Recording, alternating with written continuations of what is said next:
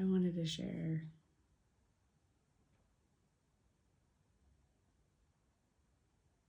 I don't know what I want to share. I keep getting to this point where I want to tell everyone that's experienced something like I have, and I know there's a lot. I want to tell them about my wins, because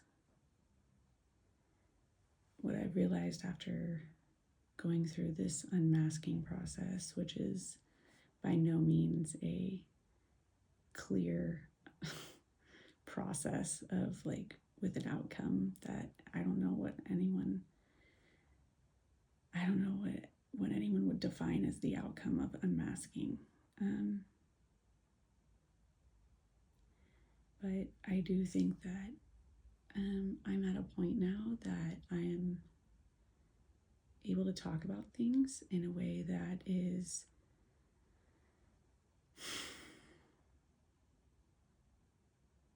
respectful of people who were emotionally abusive towards me, and also truthful to what I went through. And using the term emotional abuse or narcissist has become a very difficult thing for me, because I recognized partway into the nightmare that was me coming out of this that using those words scares people away from helping. But also, I don't know that people know how to help, especially if most of them are experiencing some version of the same thing themselves. And that's something that I've learned since as well. It started for me when my son was about a year, and it was really difficult to be a parent. My partner was opening a new restaurant, and we had just bought a home. I was teaching full-time, and I was also freshly out of a graduate school program for art, and I chose to go to that program before I was even dating my soon-to-be ex-husband now. And I did that it was nice to get a pay raise, but I did that because I had been wanting to commit to my artwork ever since I picked art as my thing. And I couldn't do that, but also what I couldn't do for my entire adulthood and high school or college either, my whole life, I couldn't do the things that were required of me to be an adult. But I was still really good at, I guess it's masking, because I was good at school, even though it was incredibly difficult for me and caused me so much stress. And I was good at sports, so that provided me with a group of friends. And I was a outgoing person, and I think that my ADHD often gave me an extroverted edge, because I just truly get excited about, it doesn't take much to get me excited or interested. I really enjoy connecting with people. But when my son was about a year old, I started learning more about what ADHD means for women and for adult women. And growing up, my parents, I experienced depression and anxiety a lot, and I was never given a chance to see someone for ADHD or to try medication. And when I graduated college, I was living on my own and drowning. I couldn't manage to go to the grocery store. I couldn't manage to like feed myself, and I couldn't get to work on time. I just struggled so hard with all the basic things, and the shame was immense. I decided to go get a evaluation, and I was prescribed medication. I don't know if I'm allowed to say that on any of these, but it was a stimulant, and it changed my life. I can't even describe the ways that all of a sudden I was able to do things that I had never been able to do before. So much so that I started to get like scared. I was like, should I be doing this well? I'm not even kidding you. I was like, maybe this isn't how I'm supposed to be. And I was because it was a stimulant, it didn't really help my eating, which I now know is an eating disorder, ARFID, avoidant restrictive food intake disorder. And that's associated with autism, which I got that diagnosis last year at 34 years old. And so when I started taking medication, I was about 21, and I was an overachiever in every other way possible. I graduated college in 3 years while working 3 jobs, and I came home to a job teaching art to kids and working at a coffee shop. Another meaning I was working in a coffee shop up there, but I was working 3 jobs back at home. I was also working in an art gallery, and when I started to talk to my parents about the medication, they started to tell me that I should stop taking it. And when I talked to my doctor, my psychiatrist about it, I brought to him all of my concerns, and I was like, am I bipolar? Because I just feel like all of a sudden I can do things, and I've never been able to do that before. And that was crazy to me. And he's like, no. And we watched it. We even, because my parents started shaming me, I started taking, he prescribed me other medications to manage the bipolar, and they like honestly kind of ruined my life. Like I lost my job because I couldn't function on them. I was like asleep. It just wasn't right for me. Like that wasn't it. And when I said to my family that I was going to stick to the stimulants because they were helping me, I basically got shunned. My sister and my parents disinvited me to a family vacation, which I had gotten time off of work for. And so I ended up taking a road trip by myself with my wiener dog, who was a puppy at the time, who I got. I got her because I thought my best friend was like, maybe this would be something that'd be really good for you. And I got my dog with the understanding that my parents would help me while I went to work so that she wouldn't be alone at my house. And then, of course, when this happened, all of a sudden, it was like, you're on your own.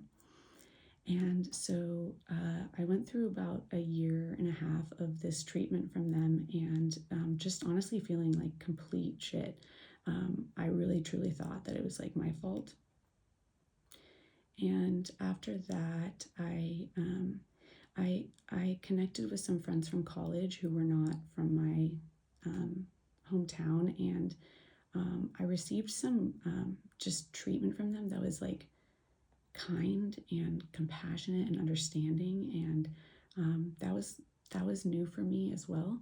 Not that my friends at home weren't compassionate and understanding, but I didn't talk to them about the stuff that was going on with my family because I truly believed that there was something wrong with me, and I was ashamed. So I never shared things with them about the way that my family treated me, or made me out to be like they were calling me an addict for things that I was prescribed for, and was like monitoring myself with my psychiatrist. And So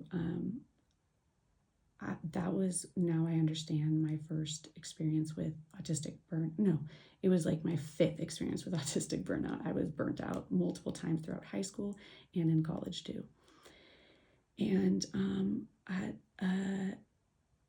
a certain point, I was offered a job at a high school teaching art, and I got the job.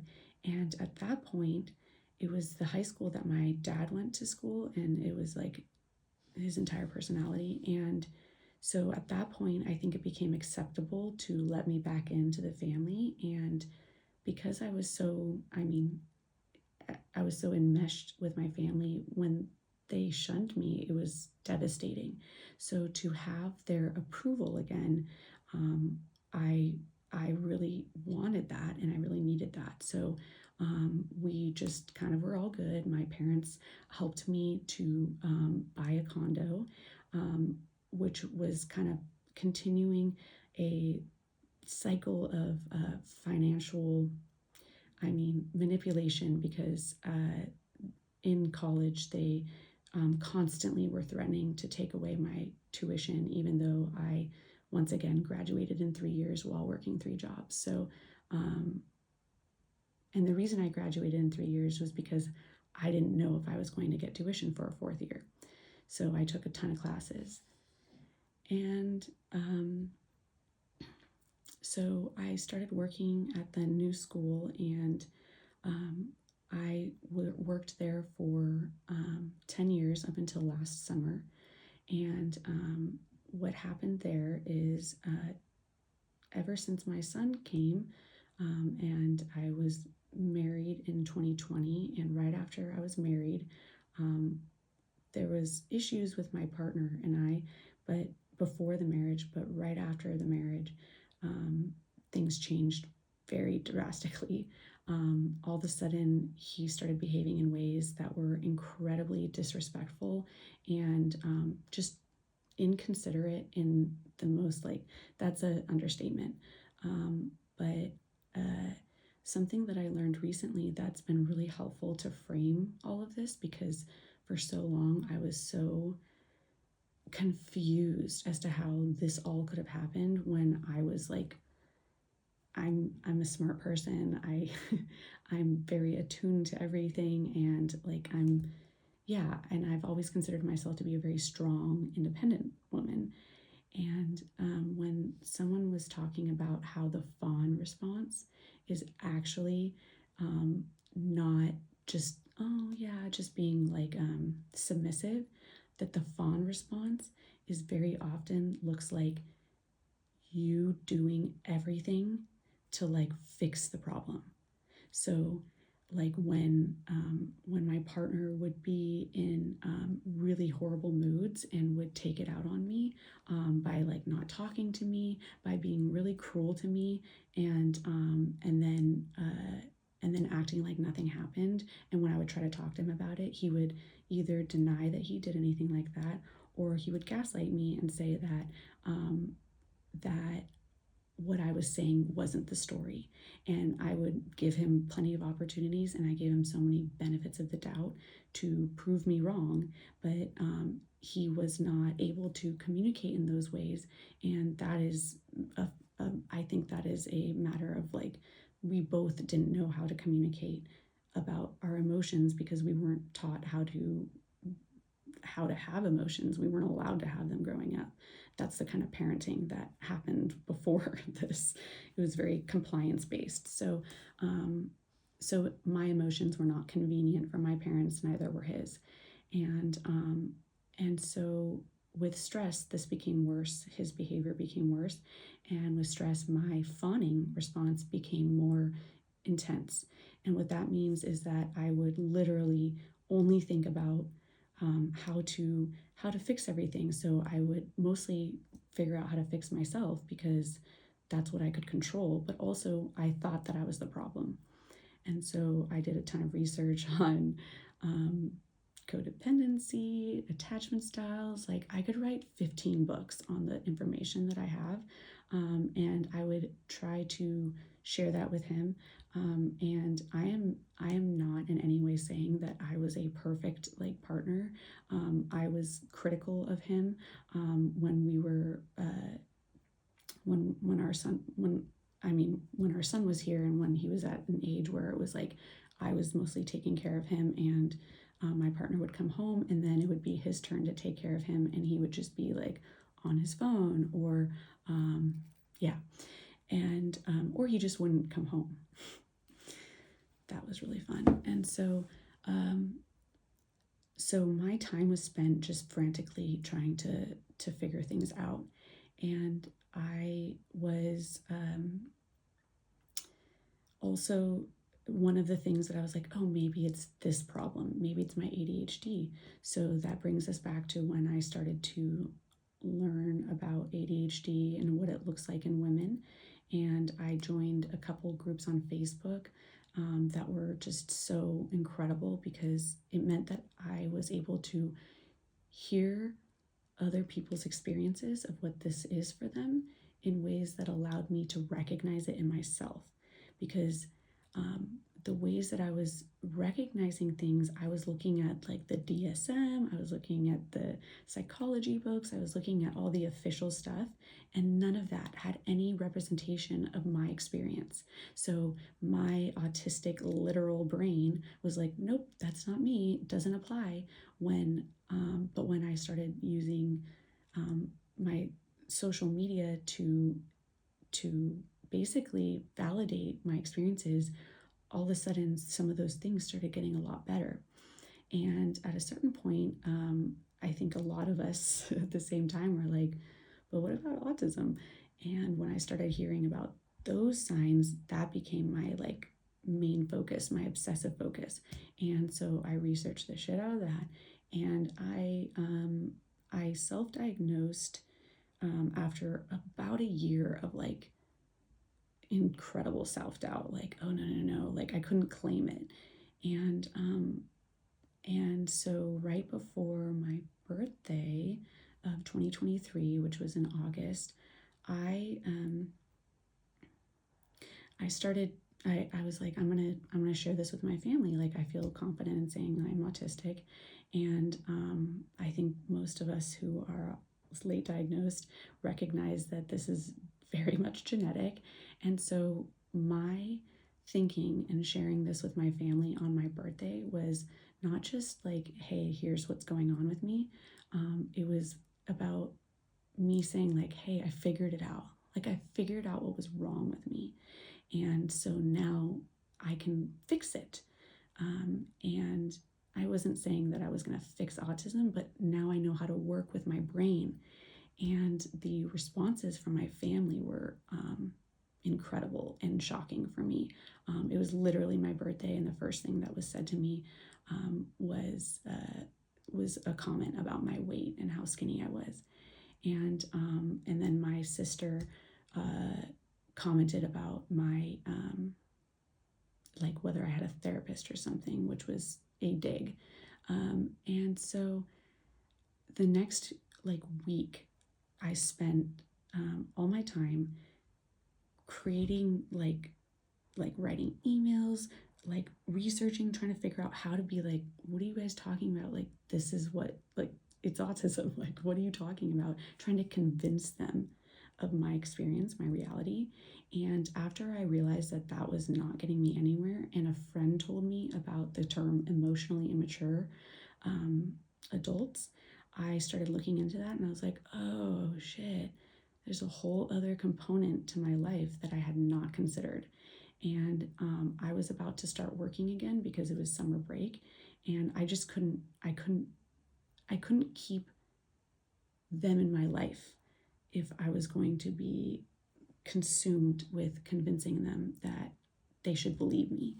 And so I went no contact with them, which was terrifying. It was literally felt like death, because I knew that doing that would isolate me from my family, my extended family, because I knew that my mom would have she would be the one telling people what was going on, because I wasn't going to go and tell everyone what was going on, but I knew she would, from her perspective. And And it was really difficult because my parents were watching my son a couple days a week and my dog. And so this put a huge strain on my marriage and just me in general when I was already in an extreme state of burnout. And so my marriage started to decline extremely fast, to the point where I even was like, I mean, we started going to couples therapy, but our therapist was brand new, and like so much so that she was filming our stuff and having to take it to her like supervisor. And I really thought that like getting a neurodivergent affirming therapist would be, helpful. But really, it just perpetuated the issues because it allowed him to say that he was going to therapy and to basically justify his treatment of me.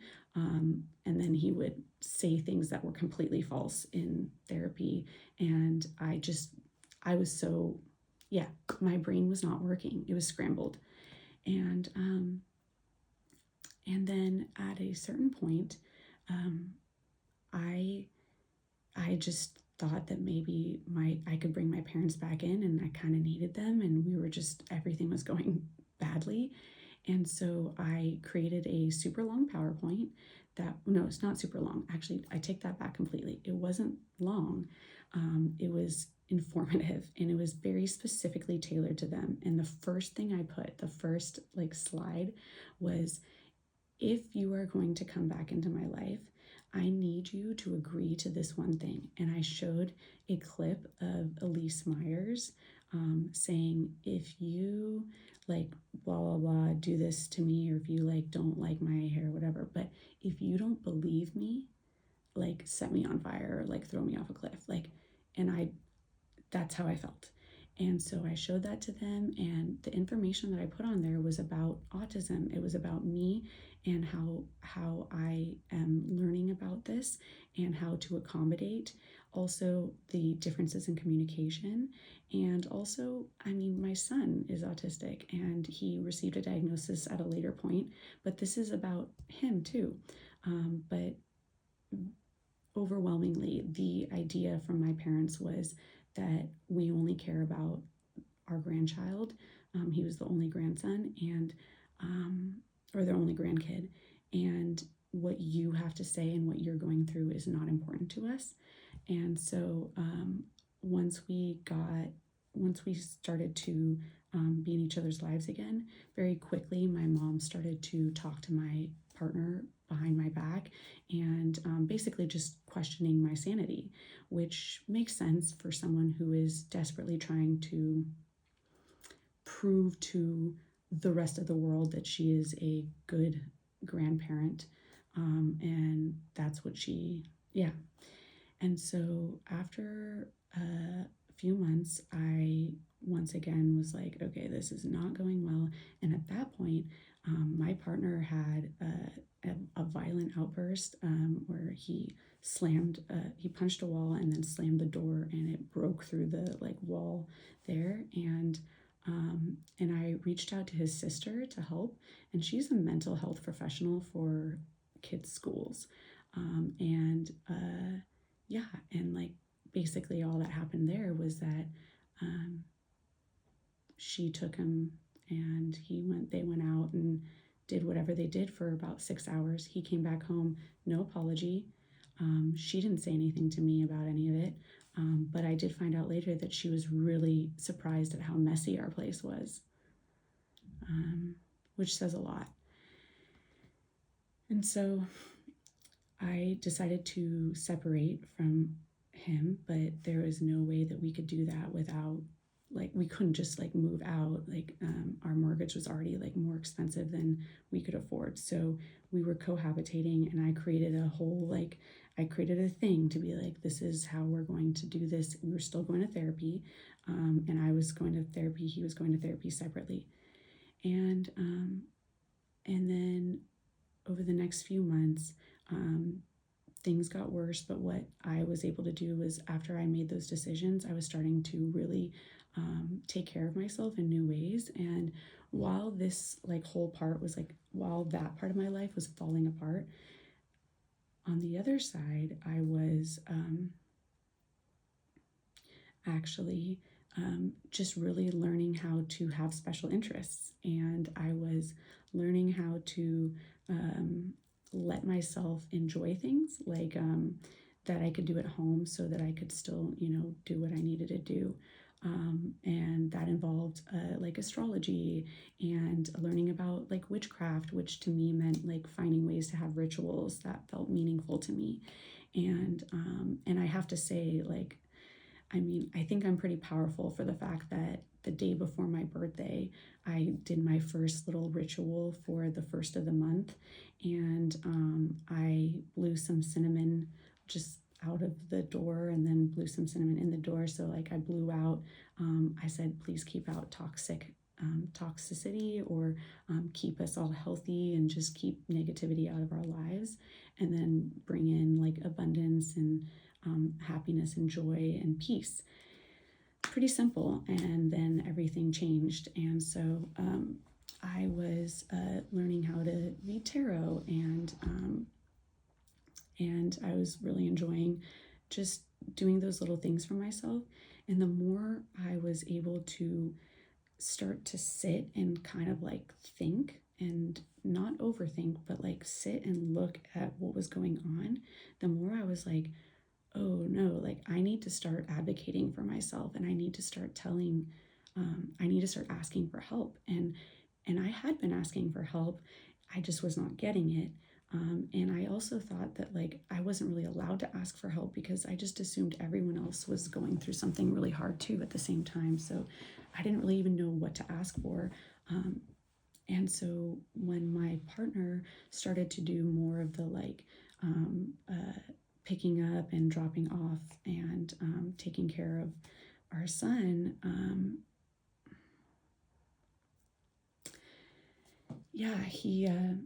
he started to become a lot more resentful. And it's funny because the stuff that he was doing was the stuff that I'd always been doing in addition to my full-time job. And it's just, yeah, it became very clear how quickly how unequal things were. But in the meantime, he was telling his family behind my back that I was basically like, he was calling me bipolar. And what that looks like is that when he would get in bad moods after overworking, when I would ask him not to do that, he would come home. He would not come home sometimes when it was like his turn to like relieve me so I could have, take care of myself.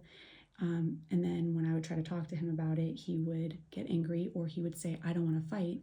And he would just completely shut me down. So I wasn't even able to talk to him about his behavior. And so after a few times of that, you can imagine that that gets incredibly frustrating. So I try to talk to him again, and then he does that, and I'm like, and I get very angry. And so he starts sharing this with his family as like, Michelle's just blowing up on me for no reason. And the way that all kind of comes together is that at a certain point in the summer,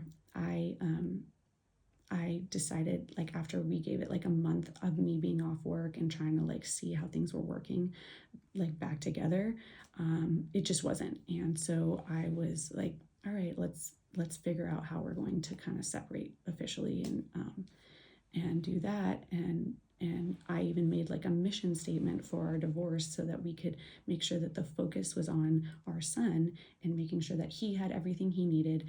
Also that he felt, supported and loved and emotionally seen, because that was a huge thing that I was learning was absent from my childhood. And so yeah, and like, just so you know, in the meantime, like the whole year and a half prior to that, I was getting him services through our regional center. So he was getting speech therapy, which made him go from like not talking at all to like talking beautifully in like a year, and occupational therapy, which was great too. And just I wanted to make sure he was taken care of. And after we decided to split, we had to continue living together until we figured out what we were going to do. And right after that, I made the decision to leave my job after 10 years of teaching at that school, 15 years teaching art total. And it wasn't something that I wanted to do because I loved my job. I loved my students. I loved that school. But I was drowning and I was not getting support. So I had to quit. And when I quit, I just want to mention that I was paying for the entire home. We sold my condo to buy the home, and I was paying all the mortgages. I, after a year of my partner at the new restaurant was like overworking and it just wasn't helping our family at all, I asked him to leave his job, and he did. And there was other reasons for that. His job had a lot of issues with it too. And over the course of that year, that was the year that was 2023 when I decided to go no contact with my family. I like he wanted to start a separate like project that was supposed to be built on like a work-life balance. So he was starting that, and his first like month of doing that was the month that I had to go no contact. So as far as the financial responsibilities go, I was paying for everything, the groceries, the bills, everything. And as far as the house goes, I decorated it, I maintained it. No, I am not a clean person, but we are both that way. So I just want to give some context for this. When I decided to quit my job, I wasn't sharing this with him because he was really difficult to talk to, and I wasn't and we were divorcing. So and I just needed to take care of myself, and I didn't share it with my parents because I was estranged from them essentially, even though he was still interacting with them and insisting that they help take care of my son. And so after I did that, things changed very quickly with all three of them. And at a certain point, they staged an intervention with me to tell me that I need to go to a mental facility to get help because of my drug addiction to a medication that I'd been taking for over a decade with the same doctor for 3 years, over 3 years. No, more than that, yeah. And a stimulant that was well monitored once again. But it was just like a repeat of the pattern that my family had done before, that I had never gotten closure on because I just moved into a new job where all of a sudden I was acceptable again. So they staged an intervention and then told me that I wasn't allowed to take my son home and that he was going to be staying with my parents, which is something that I had honestly predicted like over like 8 months before. I even have like a video of myself talking about like how this is a concern of mine, that my family is going to use my autism diagnosis to say that I'm not fit, and to call it something else. And so after that, I reached out to a domestic violence like shelter and group, and asked them what to do, and they were like, go get restraining orders. And so I went and I filed restraining orders, temporary ones, and they were going to be there was going to be a court case 2 weeks later, and they were granted. And so I was able to get my son back, and my mom and my ex-partner were not to have contact with us. And so it was at that point that I'd been wanting to take a trip up north to visit a friend of mine who lived in this beautiful like forest, and just spend time with my son and my wiener dog, just recovering. So we went up there, and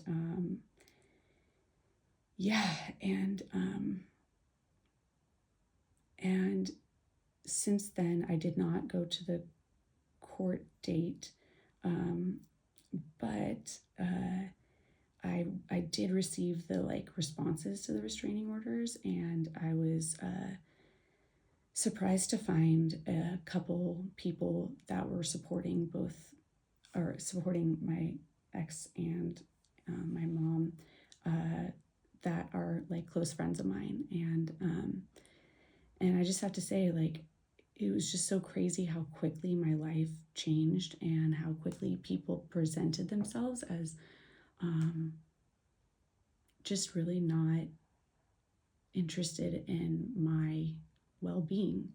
They were, I'm not going to say reasons. So essentially my life all like fell apart. But in the meantime, I was learning how to take better and better care of myself. I was becoming more empowered and understanding why things were so confusing and foggy. After the restraining order period, I met with my co-parent, and I call him that now because that's what we are. And like, he will always be in my son's life, and he is a wonderful dad. And I do take a little bit of credit for that because I have taught him a lot. And my parents love my son very much and are they dote on him a lot. And so I want to say that because it's really important that we talk about the fact that when we say terms like abuse or narcissist, that it's almost like cancel culture, and that like all of a sudden, if someone hears that word, it's like they automatically have to like be against that person if they are for you. And that helps no one, because what we all need is essentially someone talking to the person who is being emotionally manipulative and cruel, essentially, and giving them space to talk about things so that it's not all in their head and thrown at me. I have so many different ideas on this because, of course, I do, because that's what I was trying to do, is like give him reasons, like give him excuses. I was basically finding excuses for him. But as time passed and as I got, after he took my son back home, we agreed that they would go home together, and I would stay for as long as I needed. And I stayed for another month just up north, just kind of regrouping and recovering. And it was in that period of time that I like, my brain started to slowly kind of come, not back, because it had never really been like this before, but I started to recognize the severity of the situations that I had been in for my entire life, but most specifically throughout my marriage, and the patterns that were there. And it was honestly pretty devastating. And I'm so grateful that the support system that I created for myself, because I went through all of this alone. After the restraining order happened, I didn't know who I could trust because my family lied to me and said that all my friends were in support of the intervention. So I didn't know who could be trusted or not. And I did have one friend who is autistic as well, with an autistic son, and like, she's an angel that I'm just so grateful to have in my life. But being autistic with an autistic son, it means that she's got an incredibly hard life too. And so I really did rely on myself, and I just showed myself over time how incredibly strong I am. And over time, the things that used to be really difficult for me, like maintaining routines, self-care in terms of like picking up after myself, and creating, like, making meals for myself, and doing the little things that I'd been forced to do my whole life and I didn't really know why. All of a sudden I was given space mentally. And it's just crazy how once you remove people or influences from your life that were manipulating you, all of a sudden things feel a lot easier. And so I don't know, it just feels to me like so much of neurodivergence is really, at least the difficult symptoms are they're caused by trauma and CPTSD, like complex trauma. So that's repeated over and over again. It's just, yeah. And so pulling out my identity from all of this meant that I had to basically create an identity. And it also meant that there was a lot of things that I thought I liked that when I looked at it, I was like, oh, I was just doing this to make them happy and to, to be safe, like to maintain that safety in my life. And like, I have to say, I'm not like out of the woods in that right now yet. Like, I'm still needing to behave in certain ways to maintain a mask that will not have the three people in my life that were able to kind of like control me, to keep them from doing that. So I've had to like make a separate like TikTok to that people don't know about from my life, so that I can share about my story and not have like a huge pit in my stomach. Also not be like threatened by people. And I've learned a lot, and I have a lot of really beautiful things that I want to share with people about the things that got me through this, because I know that I'm not the only person that's going through this. And I want to end with saying that the biggest thing that has helped me is to look at myself in a almost like a mythological way. Like, I needed to see myself as a hero. Otherwise, I'd still be in that marriage, and I'd still be at that job, and I'd still be receiving emails from my mom talking about what a bad mother I am. And instead, I started to see my past as my origin story, and I allowed myself to use my imagination, which was definitely rusty, but it's there. And over time, I started to trust myself more, and I started to really enjoy myself a lot. And so now I'd say that the biggest thing that has helped me is to see myself as magical and as someone that can do whatever she wants, that she puts her mind to. I've been basically forged in the fire, and yeah, it feels good to say this stuff. So if you listened and are here right now, thank you.